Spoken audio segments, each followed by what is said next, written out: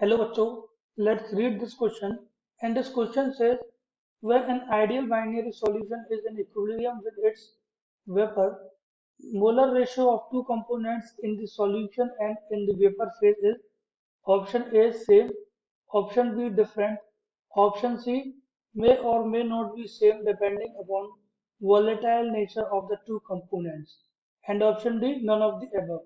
इस क्वेश्चन को सॉल्व करने से पहले जानते हैं कि ये क्वेश्चन किस की कॉन्सेप्ट पर बेस्ड होता है। तो इसका की कॉन्सेप्ट होता है बाइनरी सॉल्यूशन। तो सबसे पहले जानते हैं ये बाइनरी सॉल्यूशंस क्या होते हैं। तो चलिए शुरू करते हैं। देखिए बाइनरी सॉल्यूशन क्या होता है, mixture of two components. Mixture of two components को बाइनरी मिक्सचर बोला जाता है। अब देखिए इसमें होता क्या है कि ये जो बाइनरी सॉल्यूशन जो होते हैं इसके वेपर प्रेशर को रिप्रेजेंट किया जाता है,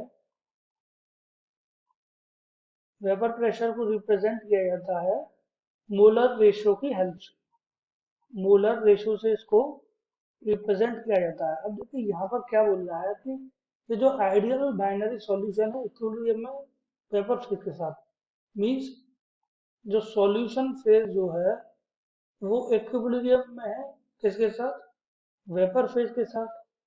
अब बोल रहा मोलर रेशियो की अगर बात करें, सॉल्यूशन फेज का मोलर रेशियो और वेपर फेज का मोलर रेशियो जो है वो क्या होगा, सेम होगा या डिफरेंट होगा, क्या होगा।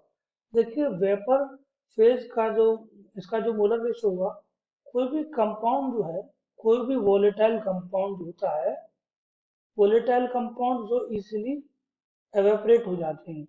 अगर कोई भी कंपाउंड वोलेटाइल है तो वो किस फेज में एग्जिस्ट ज्यादा करेगा, वेपर फेज में ज्यादा एग्जिस्ट करेगा कंपैरिजन टू सॉल्यूशन फेज। तो वोलेटाइल अगर कंपाउंड है तो उसके लिए सॉल्यूशन और वेपर फेज का अगर मोलर रेशियो की बात करें तो मोलर रेशियो कम होगा। अगर नॉन वोलेटाइल है तो सॉल्यूशन फॉर्म में एग्जिस्ट करेगा। तो ये डिपेंड करता है नेचर ऑफ कंपाउंड के ऊपर कि वो कंपाउंड वोलेटाइल है या फिर नॉन वोलेटाइल है।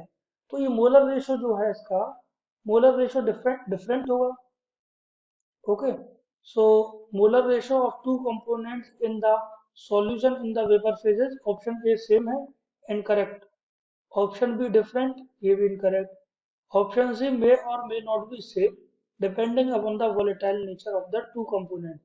So option C is the correct answer, क्योंकि volatile nature of two components पर ये depend कर रहा है कि कंपाउंड वो वोलेटाइल है कि नहीं है। वोलेटाइल है तो वेपर फेज में एग्जिस्ट करेगा, और वेपर फेज में एग्जिस्ट करेगा तो उनका मोलर रेशियो चेंज हो जाएगा। So correct answer for this question is option C. I hope you understood it well. Best of luck.